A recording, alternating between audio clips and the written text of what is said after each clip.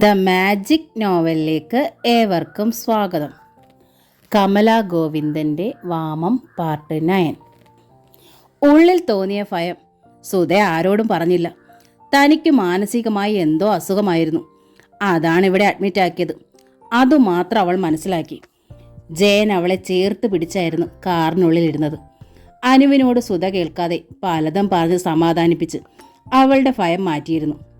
കുട്ടിയല്ലേ, അല്ലെങ്കിൽ തന്നെ സുധയായിരുന്നല്ലോ അവളുടെ എല്ലാം.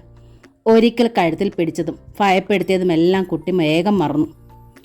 ഇത്തവണ പത്മാക്ഷി ഉറച്ച തീരുമാനത്തോടെയാണ് കാറിൽ നിന്ന് കയറിയത്. ജയൻ്റെ അമ്മ എന്തു പറഞ്ഞാലും എന്തു ചെയ്താലും പത്മാക്ഷി സുധയുടെ കൂടെ കഴിയും. 1 മാസത്തേക്ക് മരുന്നുകളും വേണ്ട വിശ്രമവും പത്മാക്ഷി നൽകും. ക്ഷീണിച്ചു പോയ ശരീരം നന്നാക്കണം. ഓപ്പറേഷൻ ചെയ്തതിൻ്റെ ബാക്കി ശുശ്രൂഷകൾ ചെയ്യണം. മാനസികമായി ഇത്തിരി സമാധാനം കൊടുക്കണം. ഇനിയും അതിന് തയ്യാറായില്ലെങ്കിൽ അടുത്ത തവണ കാണുക മകളുടെ ശവമായിരിക്കും എന്നാണ് അവരുടെ പേടി. വാടക വീടിന് അഡ്വാൻസ് തുക കൊടുത്തിട്ടുള്ളതാണ്. വാടകയും 2 മാസത്തേക്കുള്ളത് മുൻകൂർ കൊടുത്തിട്ടുണ്ട്. രണ്ടും തിരിച്ചു കിട്ടുമോ ആവോ. അത് തിരികെ ചോദിക്കാനും മേടിക്കാനുമുള്ള ഏർപ്പാടുകൾ താൻ ചെയ്തോളാമെന്ന് നാരായണൻകുട്ടി ഏറ്റിരിക്കുകയാണ്. ഇനി എന്തു തന്നെ വീട്ടിൽ പ്രശ്നമുണ്ടായാലും വേറെ പോകുന്ന പ്രശ്നമില്ലെന്ന് ജയനും തീരുമാനിച്ചിരിക്കുകയാണ്. ഒരിക്കൽ താൻ ഒരുങ്ങി.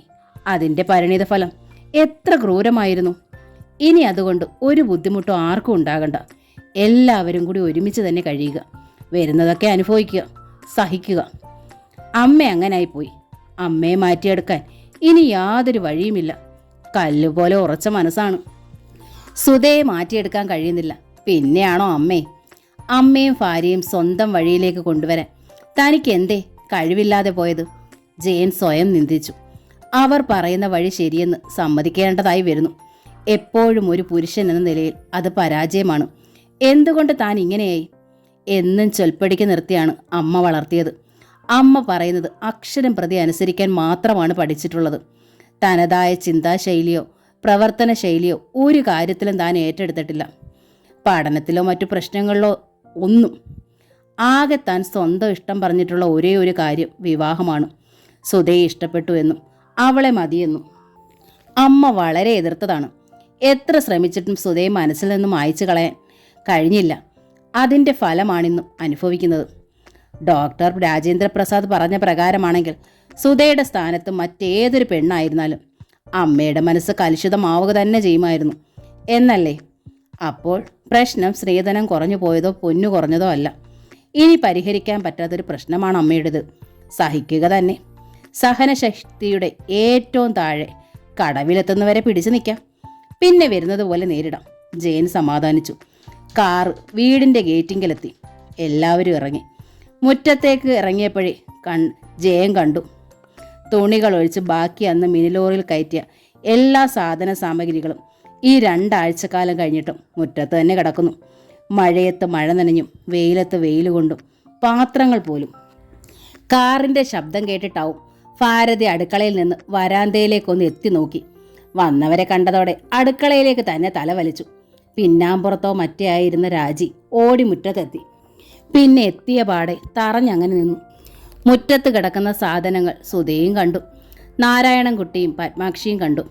പത്മാക്ഷി മൂക്കിൽ വിരൽ ചേർക്കുകയും ചെയ്തു. അനു ഓടി അടുക്കളയിലേക്ക് പോയി. അച്ചമ്മേ, അമ്മച്ചി വന്നു. അനുവിൻ്റെ സ്വരം അകത്ത് കേട്ടു. ഭാരതി എന്തു മറുപടി പറഞ്ഞുവെന്നറിയില്ല. അയൽക്കാർ അങ്ങുമിങ്ങ് തലതീട്ട് നിൽക്കുന്നു. ഒരു യുദ്ധം അവർ പ്രതീക്ഷിക്കുന്നുണ്ട്. നമുക്കാദ്യം ഈ സാധനങ്ങളൊക്കെ അകത്തേക്കിടാം. നാരായണൻകുട്ടി തന്നെ തുടക്കം കുറിച്ചു. ജയന് സമ്മതമായി. അവൻ മുറിക്കുള്ളിൽ കയറി. മഴയത്ത് നനഞ്ഞ തുണികൾ അതുപടി ഉണക്കി മുറിക്കുള്ളിൽ കൂട്ടിയിട്ടിരിക്കുന്നു. രാജിയായിരിക്കും. ഓ, പെങ്ങൾ ചെയ്ത സഹായം. ജയൻ തമ്മിൽ മോശപ്പെട്ട 1-2 തുണികൾ എടുത്തു. മുറ്റത്തേക്കിറങ്ങി ആദ്യം കട്ടിൽ വൃത്തിയായി തുടച്ചു. പത്മാക്ഷിയും നാരായണൻകുട്ടിയെ സഹായിച്ചു. കട്ടിൽ മുറിയിലിട്ട് അലമാരയും മുറിയിൽ പിടിച്ചിട്ടു.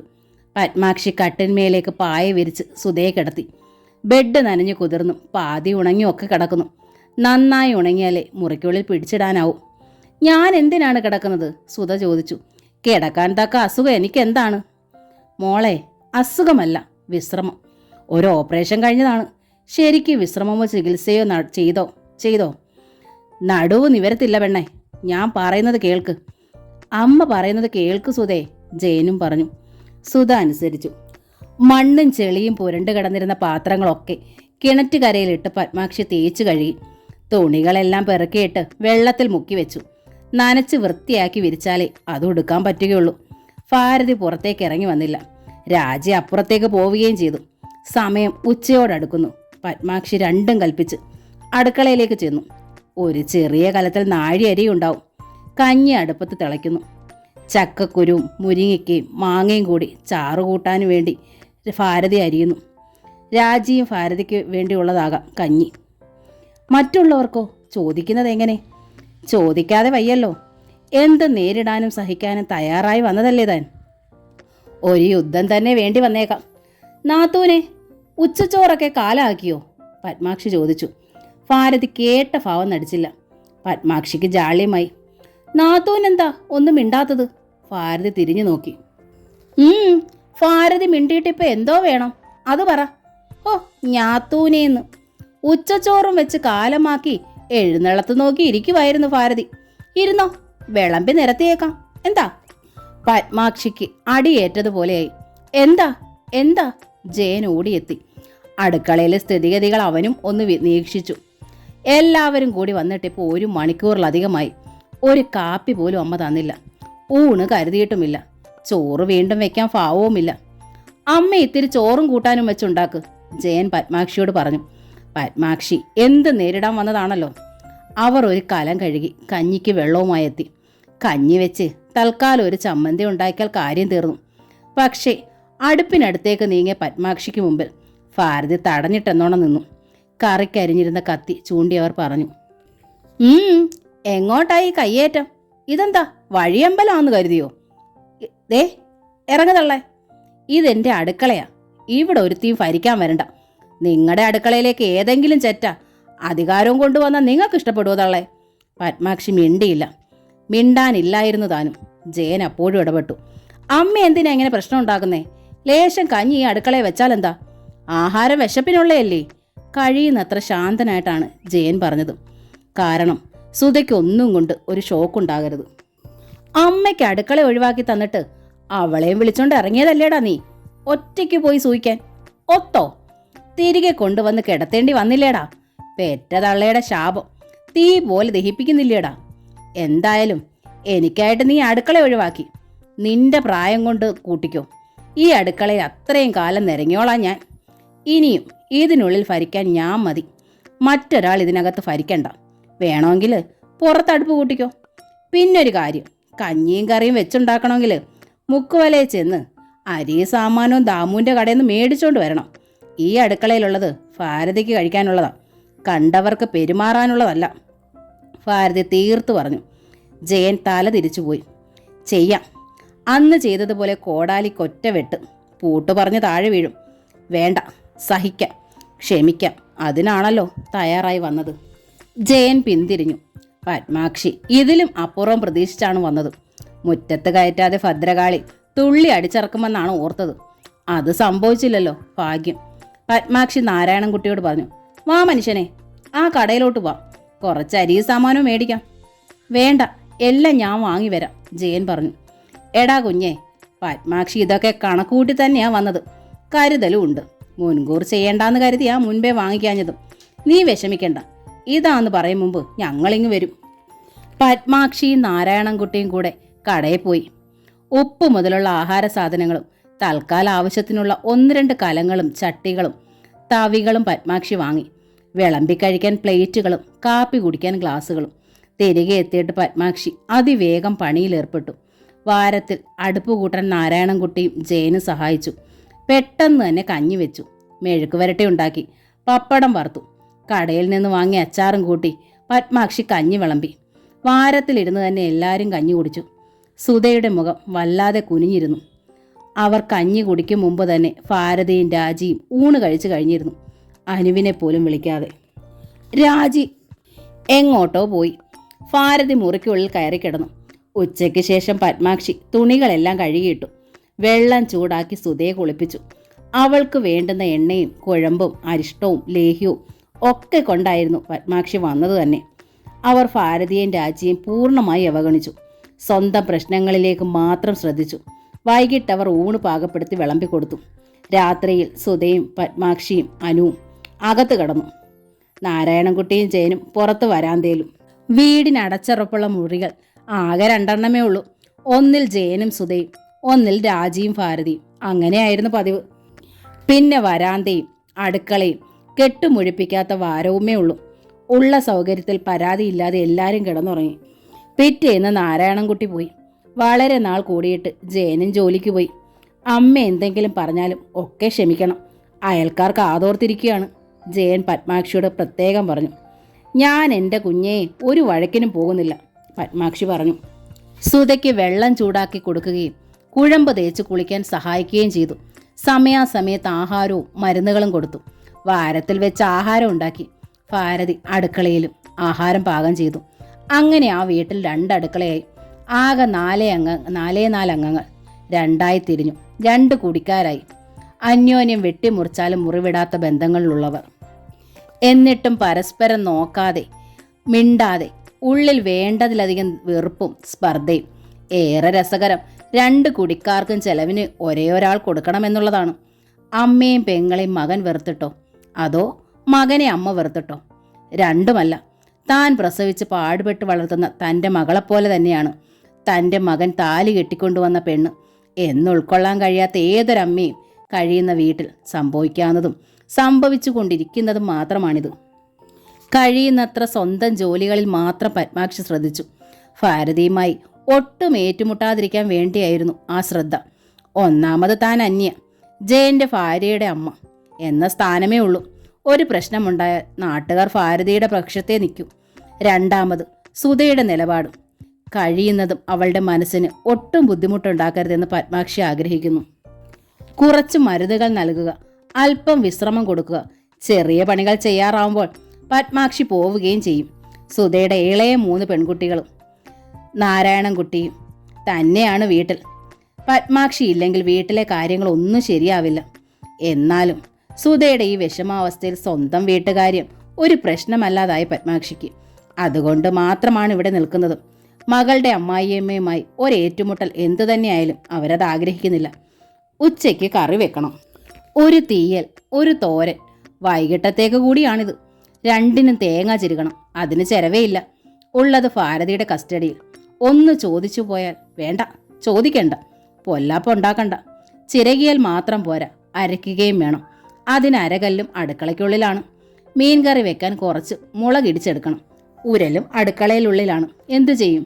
കുറേ സാധനങ്ങൾ വാങ്ങി, ശരി തന്നെ എന്ന് കരുതി ചെരവയും അരകല്ലും ഉരലും ഒക്കെ എടുപിടിയെന്ന് വാങ്ങിക്കാൻ പറ്റുമോ? എന്തായാലും ജയനോട് പറഞ്ഞ് ഒരു ചെരവ് വാങ്ങിപ്പിക്കാം. എന്നായാലും വേണമല്ലോ. അരകല്ലും ഉരലും ഒക്കെ വഴിയേ മതി. പക്ഷേ തൽക്കാലം എന്തു ചെയ്യും? പത്മാക്ഷി തേങ്ങാമുറി ഒരു പാത്രത്തിലെടുത്തു. മുളകും മല്ലിയും മുതൽ മറ്റ് കറിക്കുള്ള ചേരുവകളെല്ലാം എടുത്ത് വടക്കേ വീട്ടിലേക്ക് നടന്നു. സുധയുടെ അമ്മയോ? വാ വാ, സുഭദ്ര ചിരിയോടെ ക്ഷണിച്ചു. തേങ്ങയൊന്ന് ചിരുകി അരയ്ക്കാമെന്ന് വെച്ച് വന്നതാ. പത്മാക്ഷിക്ക് തെല്ല് സങ്കോചം. എന്താ ചെയ്യുക? ഓഹോ, അതിനെന്താ ഷോഫേ, ഇതൊന്ന് ചിരകി അരച്ചു കൊടുക്കടി, സുഭദ്ര പറഞ്ഞു. അയ്യോ, അരച്ചു തരണ്ട, ഞാൻ തന്നെ ചെയ്തോളാം, പത്മാക്ഷി പറഞ്ഞു. സുധയ്ക്ക് എങ്ങനെയുണ്ട്? ഇപ്പൊ സുഖമായി. പെണ്ണിനെ ഒന്ന് പ്രാഞ്ചാറാക്കിയിട്ട് പോകാമെന്ന് കരുതി നിന്നതാ ചേച്ചി, പത്മാക്ഷി പറഞ്ഞു. ഉള്ളതാ, അത് വേണ്ടതാ. ഇന്നാള് തന്നെ അത് ചെയ്യേണ്ടതായിരുന്നു. 7ാം മാസത്തിൽ ഓപ്പറേഷൻ കഴിഞ്ഞ പെണ്ണ് ആശുപത്രിയിൽ നിന്ന് വന്ന് കഞ്ഞി വെടിച്ചു കുടിക്കുകയാ ചെയ്തത്, സുഭദ്ര പറഞ്ഞു. എന്തൊരു കടുങ്കയ്യാ. ഓ, ആരെ പറഞ്ഞിട്ട് എന്താ ചേച്ചി, അവളുടെ തലവിധി അതായിപ്പോയി. പത്മാക്ഷി തേങ്ങ ചെരുകിയെടുത്തു. പിന്നെ അത് അരയ്ക്കാൻ തുടങ്ങി. എന്നാലും ഭാരതി കുറെ കടന്ന പുള്ളിയാണ് അല്ലേ? വേറെ വെക്കലും തീറ്റയും. ഭഗവതി, എങ്ങനെ തൊണ്ടേന്നിറങ്ങും? ചൂല് തൊടിക്കത്തില്ല, ചെരവ തൊടിക്കത്തില്ല. ഇവളുടെ മനസ്സ് ഇത്ര കല്ലായി പോയല്ലോ. സുഭദ്ര നാക്കടക്കാൻ കഴിഞ്ഞില്ല. ഞാനും ഏതാണ്ട് മുൻജന്മ ശാപം അനുഭവിക്കുന്നുണ്ട് ചേച്ചി. അതല്ലേ 4 പെണ്ണിനെ മാത്രം തന്നത്. ഒന്നിൻ്റെ ഗതി ഇത്. ഇനിയത്തേതിൻ്റെയൊക്കെ ഗതി ഏതാണെന്ന് ആർക്കറിയാം. ഓർക്കുമ്പോൾ ഇച്ചിരി വിഷം അതുങ്ങൾക്ക് കലക്കി കൊടുത്ത് കൂടെ അങ്ങ് ചാകാൻ തോന്നുവാ. ഒന്നും കാണുകയും കേൾക്കുകയും വേണ്ടാലോ. പത്മാക്ഷിയുടെ കണ്ണുകൾ നിറഞ്ഞു. ഓ, സാരമില്ല ചേച്ചി, എല്ലാവരും ഇപ്പോൾ ഭാരതിയെ പോലെയാണോ? ചേച്ചി കടുങ്കൈയൊന്നും ചെയ്യല്ലേ, സുഭദ്ര പറഞ്ഞു. ഓ, അവരുടെ തലയിൽ വരച്ചിട്ടുണ്ടായിരിക്കുമല്ലോ അനുഭവിക്കട്ടെ. അല്ലാതിപ്പം നമ്മൾ എന്ത് ചെയ്യാനാ? പെറ്റുപോയില്ലേ, തിരിച്ചു വിഴുങ്ങാൻ പറ്റുമോ? പത്മാക്ഷി അരച്ചു കഴിഞ്ഞു. അതുമായി അവൾ യാത്ര പറഞ്ഞിറങ്ങി. തിരികെ വീട്ടുമുറ്റത്തെത്തുമ്പോൾ തീ പാർന്ന കണ്ണുകളുമായി ഭാരതി വരാന്തയിൽ. വിസ്താരമൊക്കെ കഴിഞ്ഞായിരിക്കും, ഭാരതി ആരോടൊന്നില്ലാതെ പറഞ്ഞു. മകളെ അവൾ ഓതി ഓതി ഇത്തരത്തിലാക്കി. ഇനി തള്ളെ കൂടി ഓദിക്കാനായിരിക്കും ഭാവം. അയല് ദോഷി. ഇവളുടെയൊക്കെ മുമ്പിൽ കിടന്നാലേ ഗതി പിടിക്കൂല. പത്മാക്ഷി കേട്ട ഭാവം നടിക്കാതെ വാരത്തിലേക്ക് കടന്നു ജോലി തുടർന്നു. ഏതാണ്ടൊക്കെ ആമ്പ്രന്നോനും പെമ്പ്രന്നോത്തിയും മുഴുപ്പിനും മേടിച്ചോണ്ട് വന്നല്ലോ കേമത്തിന്. തേങ്ങ ചിരങ്ങണമെന്നും അരയ്ക്കണമെന്നും അപ്പോൾ ഓർത്തില്ലായിരിക്കും. ഭാരതി പരിഹസിച്ചു. പത്മാക്ഷി ശ്രദ്ധിക്കാനേ പോയില്ല. ശ്രദ്ധിച്ചാൽ കുഴപ്പമാണെന്ന് തോന്നി. പത്മാക്ഷി അങ്ങോട്ടും ഇങ്ങോട്ടും പോകുമ്പോഴൊക്കെ എന്തെങ്കിലും കുത്തി പറയും. കാർക്കിച്ച് മുറ്റത്തേക്ക് നീട്ടിത്തുപ്പും. ഇതൊക്കെയാണ് ഭാരതിയുടെ പണി. രാജിയും പത്മാക്ഷിയോട് മിണ്ടാറില്ല. വൈകുന്നേരം പത്മാക്ഷി കുളിച്ചൊരുങ്ങി അനുവിനെയും കൂട്ടി ക്ഷേത്രത്തിൽ പോയി. ഭാരതി കുളിച്ച് തോർത്തുകയായിരുന്നു. അപ്പോൾ പത്മാക്ഷി ക്ഷേത്രത്തിലേക്കാണെന്ന് കണ്ടപ്പോൾ ഭാരതി ധൃതിയിൽ ഡ്രസ്സ് മാറ്റി ശുഭ്ര വസ്ത്രം ധരിച്ചു. ക്ഷേത്രത്തിലേക്ക് ശീഘ്രം പാഞ്ഞു. പത്മാക്ഷി എന്തൊക്കെ വഴിപാട് കഴിക്കുന്നുണ്ട് എന്നറിയാനായിരുന്നു ലക്ഷ്യം. ക്ഷേത്രത്തിൽ തൊഴുതു നിൽക്കുന്ന പത്മാക്ഷിയോട് തൊട്ടു തൊട്ടു തന്നെ ഭാരതി നിന്നു. തിരുമേനിയോട് എന്തെങ്കിലും പറഞ്ഞാൽ കേൾക്കണം, അതാണ് ലക്ഷ്യം. തൊഴുതിട്ട് തിരിഞ്ഞ അനുവാണ് ആദ്യം ഭാരതിയെ കണ്ടത്. ഹായ് അച്ചമ്മ, അവൾ പറഞ്ഞു. പത്മാക്ഷി തിരിഞ്ഞു നോക്കി. അവർ കണ്ടു തൊട്ട് ചേർന്ന് നിൽക്കുന്ന ഭാരതിയെ. പത്മാക്ഷിക്ക് തിരുമേനി പ്രസാദം നൽകി. ഭാരതി ശ്രദ്ധിച്ചു. ഇലച്ചീന്തിനുള്ളിൽ ചെത്തിപ്പൂവും ചെമ്പരത്തിപ്പൂവും കുങ്കുമവും മഞ്ഞളുമൊക്കെ അളവിലധികം. തൻ്റെ പേർക്ക് വല്ല നടകുരുതിയും കഴിച്ചോ ഈ അറുവാണിച്ചി? ഇതങ്ങനെ തന്നെയാണ്. ഭാരതിക്ക് ഉടലാകെ ഒന്ന് വിറച്ചു. 41 ദിവസത്തിനകം തൻ്റെ തല പോകാൻ കൂടോത്രം ചെയ്തത് പോരാ, പിന്നെ ഈ അമ്പലത്തിലേക്ക് നടകുരുതി. എൻ്റെ ഭഗവതി, ഭാരതി നെഞ്ചത്തൊരലയ്ക്കൽ. നടയ്ക്ക് നേരെ നിന്ന് എൻ്റെ കണ്ണീര് കണ്ടോണേ, പകരം ചോദിച്ചോണേ, വിടരുതേ. തെല്ലുറക്കെയായിരുന്നു ആ അലയ്ക്കലും നിലവിളിയും. എല്ലാവരും ഭാരതിയെ ശ്രദ്ധിച്ചു. അലച്ചത് തൻ്റെ നേരെയാണെന്ന് പത്മാക്ഷിക്ക് മനസ്സിലായി. സുധയുടെ പേരിൽ ഒരു പുഷ്പാർച്ചന നടത്തി. അവളുടെ ഇപ്പോഴത്തെ അസുഖമൊക്കെ ഒന്ന് മാറാൻ. ഇലച്ചീന്തിൽ കിട്ടിയ പ്രസാദവുമായി പത്മാക്ഷി അനുവിനെയും കൊണ്ട് ധൃതിയിലിറങ്ങി. ഈ തള്ളയ്ക്ക് ഭ്രാന്താണ്, പത്മാക്ഷി സ്വയം പറഞ്ഞു. അല്ലെങ്കിൽ നടയ്ക്ക് നേരെ നിന്നവർ ഇത്തരം ഇല്ലാവചനം വിളിച്ച് അലച്ചു നിലവിളിക്കുമോ? വൈകിട്ട് ജയൻ വന്നപ്പോൾ അനുവിനുള്ള ബിസ്ക്കറ്റ് കൊണ്ടുവന്നു. സുധയ്ക്ക് തേച്ചു കുളിക്കാൻ ഇഞ്ച വേണമെന്ന് പത്മാക്ഷി പറഞ്ഞിരുന്നു. അതുമുണ്ട്. 2 കെട്ടുകളും പത്മാക്ഷി ഏൽപ്പിച്ചു. വരാന്തയ്ക്കപ്പുറത്ത് തൂണിന് പിന്നിൽ മറഞ്ഞു നിന്നിരുന്ന ഭാരതി നെഞ്ചത്ത് കൈവച്ച് മേൽപോട്ട് നോക്കി. അമ്മ തൂണിന് പിന്നിൽ മറഞ്ഞു നിൽക്കുന്നത് ജയൻ കണ്ടിരുന്നു. താൻ വരുമ്പോൾ വരാന്തയിൽ പതിവായി കുത്തിയിരിക്കാറുണ്ടായിരുന്ന അമ്മ തൂണിലിനു പിന്നിൽ മറഞ്ഞു നിൽക്കുന്നു. വാശി തോന്നി, വല്ലാത്ത വാശി. എന്തിനെന്നറിയാതെ, വിശദീകരിക്കാനാവാത്ത വാശി. അതുകൊണ്ടാണവൻ പൊതിക്കെട്ടുകൾ വരാന്തയിൽ ഇരുന്നിരുന്ന പത്മാക്ഷിയെ തന്നെ ഏൽപ്പിച്ചതും അമ്മയെ കാണാൻ, അമ്മ നൊമ്പരപ്പെടാൻ. പിറ്റേന്ന് രാവിലെ അനു എവിടെ നിന്നോ കുറച്ച് റോസാപ്പൂവിൻ്റെ ഇതളുകൾ കൊണ്ടുവന്നു. സുഭദ്രയുടെ വീട്ടിൽ നിന്നാവണം. ആ ഇതളുകൾ കുഴിച്ചിട്ടാൽ പെട്ടെന്ന് ചെടിയുണ്ടായി ഉടനെ തന്നെ പൂവ് കിട്ടുമത്രേ. അതുകൊണ്ടത് കുഴിച്ചിടണം. അത് കുഴിച്ചിട്ടാൽ കിളിർക്കുകയില്ല മോളെ, പത്മാക്ഷി വാത്സല്യത്തോടെ പറഞ്ഞു. ചെടിയുടെ കമ്പ് കുഴിച്ചു വെച്ചിട്ടാണ് കിളിർപ്പിക്കുക, എന്നാലേ പൂവുണ്ടാവും. ശോഭാൻറ്റി പറഞ്ഞല്ലോ പൂവ് കുഴിച്ചിട്ടാൽ ഇപ്പം കിളിർക്കുമെന്ന്. ഇപ്പം തന്നെ പൂവ് എൻ്റെ തലയിൽ വെക്കാം. അനു പറഞ്ഞത് തന്നെ ആവർത്തിച്ചു. കുഞ്ഞിൻ്റെ നിർബന്ധമല്ലേ. പത്മാക്ഷി കറിക്കത്തിയുമായി മുറ്റത്തിറങ്ങി. മുറ്റത്തിൻ്റെ കോണിൽ ഒരു ചെറിയ കുഴി കുത്താൻ തുടങ്ങി. ഇതളുകൾ ഇടാൻ മാത്രമായപ്പോൾ ഇടുകയും മണ്ണിട്ട് മൂടുകയും ചെയ്തു. അപ്പുറത്തായിരുന്ന ഭാരതി എന്തോ ആവശ്യത്തിന് ഇപ്പുറത്ത് വന്നപ്പോഴാണ് ആ കാഴ്ച കണ്ടത്. നടുങ്ങിപ്പോയി. പത്മാക്ഷി കത്തി കൊണ്ട് കുഴി കുത്തുന്നു. എന്തോ ചുമന്നത് അതിനുള്ളിലിടുന്നു. കുഴി മൂടുന്നു. എൻ്റെ ഭഗവതി, ഇന്നലെ കഴിച്ച നടകുരുതിയാണോ കുഴിച്ചിട്ടത്? ഭാരതി നോക്കി. തെക്ക് വശത്ത് തന്നെ. അവർ ആകെ ഒന്ന് വിറകൊണ്ടു. ഒരു കോടാലി എടുത്തുകൊണ്ട് വന്ന് ഒറ്റ വീട്ടിന് തള്ളയുടെ കഥ കഴിക്കണം. യക്ഷിയാണിവർ, തൻ്റെ രക്തം കുടിച്ചേ പോകും. പത്മാക്ഷി അനു അകത്തേക്ക് കയറിയപ്പോൾ ഭാരതി സൂത്രത്തിൽ അതുവഴി ചെന്നു. കുഴിച്ചിട്ടതിൻ്റെ അടുത്തേക്കൊന്നും പോകാതെ അകന്നു നിന്ന് നോക്കി. സത്യം, എൻ്റെ ഭഗവതി, സത്യം. കണ്ണ് ദൃഷ്ടിക്ക് കാട്ടി തന്നല്ലോ. കുഴിയെടുത്ത പുതുമണ്ണിന് ചുറ്റും ഇന്നലെ ക്ഷേത്രത്തിൽ നിന്ന് കിട്ടിയ ചെത്തിപ്പൂവിതളുകൾ ചിതറിക്കിടക്കുന്നു. കുങ്കുമം പുരണ്ട ചെത്തിപ്പൂക്കൾ. ഒരു ചെമ്പരത്തിയതളുമുണ്ട്. സത്യം ഇതാണ്. ഇലച്ചീന്തിലെ പ്രസാദം അനു കൈകാര്യം ചെയ്തു. ക്ഷേത്രത്തിൽ നിന്ന് കിട്ടുന്ന പ്രസാദം മുഴുവൻ ആരുടെയെങ്കിലും നെറ്റിയിൽ തേച്ച് തീർക്കണം അനുവിന്. കുറേ അവളുടെ തന്നെ നെറ്റിയിൽ തേച്ചു. കുറേ സുധയുടെ നെറ്റിൽ, കുറേ പത്മാക്ഷിയുടെ നെറ്റിൽ. നെറ്റിയിലും കഴുത്തിലും നെഞ്ചിലും കൈന്മേലും ഒക്കെ തേച്ചാലേ അവൾക്ക് തൃപ്തി വരൂ, അല്ലെങ്കിൽ അലറിക്കരയും. ശാഠ്യത്തിന് നിന്നുകൊടുത്തു. അനുവിൻ്റെ ഉടുപ്പ് മുഴുവൻ മഞ്ഞപ്രസാദമായി. ഇതിനിടയിൽ ഇലച്ചീന്തിലുണ്ടായിരുന്ന ചെത്തിപ്പൂവിതളും ചെമ്പരത്തിപ്പൂവും ഒക്കെ താഴെ ചിതറി. ദേവിയുടെ പ്രസാദമല്ലേ. പത്മാക്ഷി തറയിൽ നിന്നെല്ലാം പെറുക്കിയെടുത്ത് ജനലിലൂടെ മുറ്റത്തേക്കെറിഞ്ഞു. എറിഞ്ഞത് തെക്കേ ജനലിലൂടെ ആണെന്നോ രാവിലെ കുഴിയെടുത്തത് ആ പൂക്കൾക്കരികിലാണെന്നോ പത്മാക്ഷി ശ്രദ്ധിച്ചതുമില്ല. പക്ഷേ ഭാരതിക്ക് ശ്രദ്ധിക്കാതെ പറ്റുമോ? അവർ 4 പാട് നോക്കി. ആരും ശ്രദ്ധിക്കുന്നില്ല.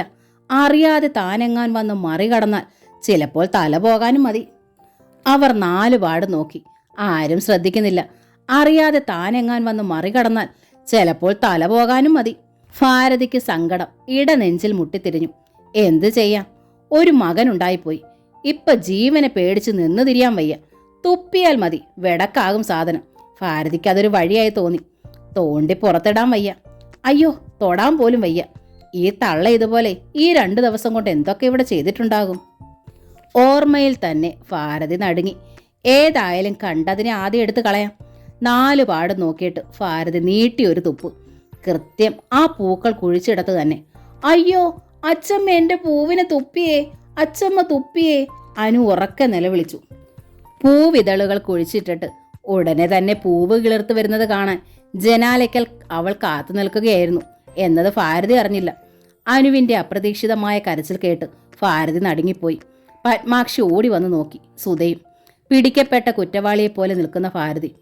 അമ്മമ്മേ, ഈ അച്ചമ്മ നമ്മൾ കുഴിച്ചിട്ട പൂവേൽ തുപ്പി വെച്ചു. ഇനി അത് കിളിർത്ത് വരുമോ?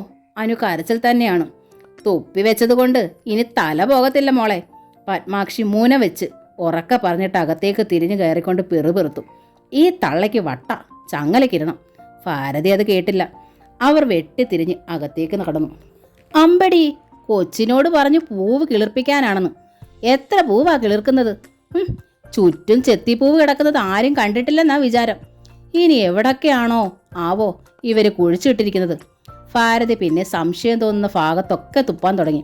വെടക്കാക്കാൻ വേണ്ടി, ചെയ്ത്തിന്റെ ശക്തി കുറയ്ക്കാൻ വേണ്ടി. 4-ാം ദിവസം ജയൻ പോയി കഴിഞ്ഞു. പത്മാക്ഷി കഞ്ഞിയും കറിയും വെക്കുന്നതിൽ വ്യാപൃതയായി. ഭാരതിയും കഞ്ഞി വെച്ചു. കറി വെക്കാനൊന്നുമില്ല. നോക്കുമ്പോൾ മീൻകാരൻ വരുന്നു. ചെമ്മീൻ. ഭാരതിക്ക് ഏറെ ഇഷ്ടപ്പെട്ട മീൻ. കയ്യിൽ പൈസയില്ല, കടം വാങ്ങാം. ഇറങ്ങി ചെല്ലുമ്പോഴോ 1.5 കിലോ ചെമ്മീൻ വാങ്ങി ചട്ടിയിലിട്ടിട്ട് പത്മാക്ഷി രൂപ കൊടുക്കുന്നു. മുഴുത്ത ചെമ്മീൻ. താൻ പണമില്ലാതെ വിഷമിച്ചിരിക്കെ തൻ്റെ മുമ്പിൽ പണം പുല്ലുപോലെ നീട്ടി നിൽക്കുന്ന മറ്റൊരുവൾ. ഭാരതിക്ക് പെരുവിരൽ മുതൽ വിറഞ്ഞു കയറി. 4 ദിവസമായി ക്ഷമിക്കുന്നു, സഹിക്കുന്നു. ഇനി പറ്റത്തില്ല, ഇവിടെ ഇത് നടപ്പില്ല. ചെമ്മീൻ പൊളിച്ചുകൊണ്ട് അപ്പുറത്തിരുന്ന പത്മാക്ഷിക്ക് മുമ്പിലേക്ക് ഭാരതി പാഞ്ഞു ചെന്നു. ഹേയ് തള്ളേ, എന്തോന്നാ നിങ്ങളുടെ ഭാവം? ഇവിടെ അങ്ങ് കുടി പാർക്കാനോ? ഭാരതി പത്മാക്ഷിയുടെ അടുത്ത് ചെന്ന് നിന്നു.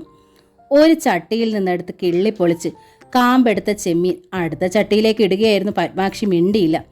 വീണ്ടും ചെമ്മീൻ കയ്യിലെടുത്ത് സൂക്ഷ്മമായി അത് പൊളിച്ചുകൊണ്ടേയിരുന്നു.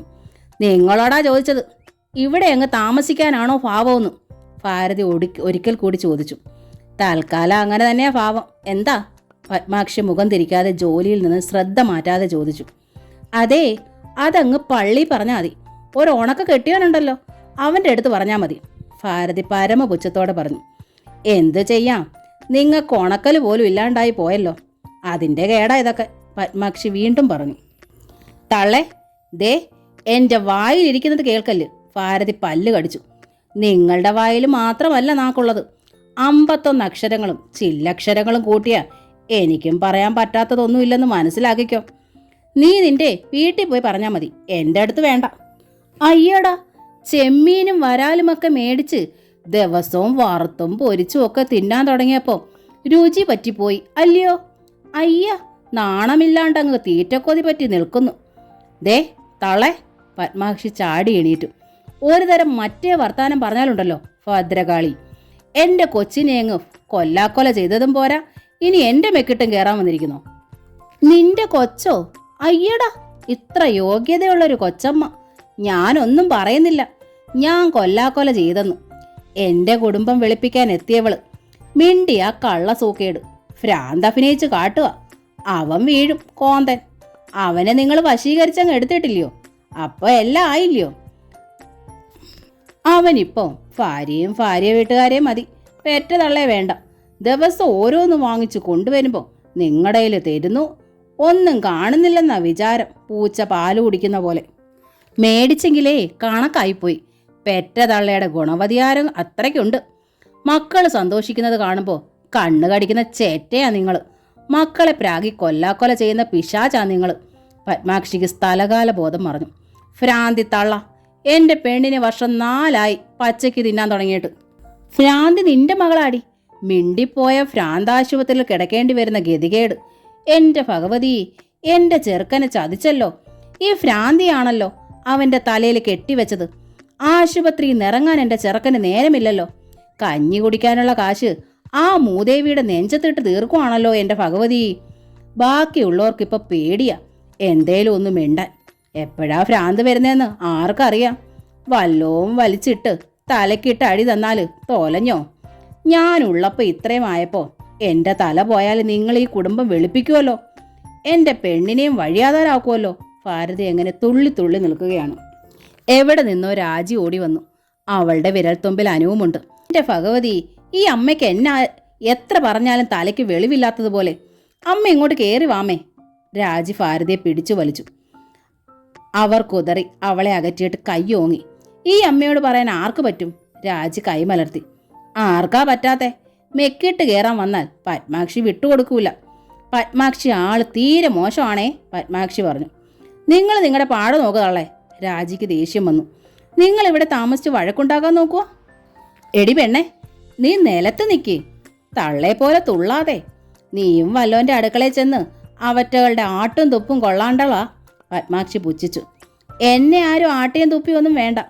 അങ്ങനെയുള്ളിടത്ത് ചെല്ലേണ്ട ഗതികേട് എനിക്കില്ല.